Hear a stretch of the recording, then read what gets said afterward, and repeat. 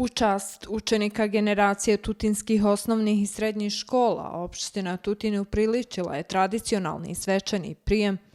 Tom prilikom đacima su uručene zahvalnice i simbolične novčane nagrade kao znak pažnje i podsticaj za dalji napredak. Na ovaj način želimo da zahvalimo najboljim učenicima koji su uložili mnogo truda i rada, želimo da čestitamo njima, ali i njihovim roditeljima, a ovo je primjer koji potvrđuje da je obrazovanje visoko na listi prioriteta u Tutinu, poručila između ostalog predsjednica Selma Kučević. Mi smo danas koristili priliku svakako da razgovaramo o tome šta je neophodno tim našim najboljim đacima, najboljim učenicima, budućim studentima, šta to oni hoće da upišu, šta oni smatraju kao prioritet, šta je ono broj jedan što treba ova lokalna samouprava njima da obezbedi.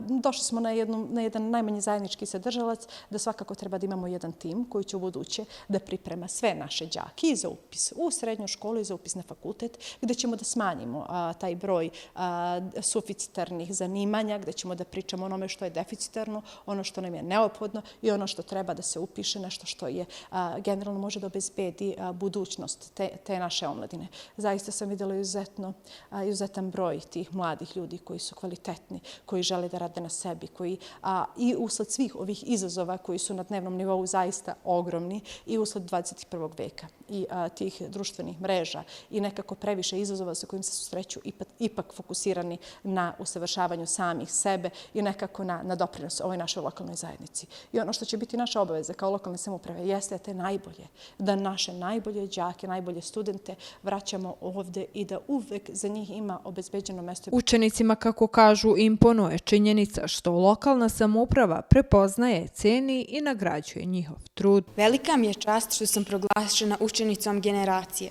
Ovo priznanje za mene znači mnogo, jer je rezultat truda, učenja i podrške koju sam imala od svojih roditelja, drugova i nastavnika.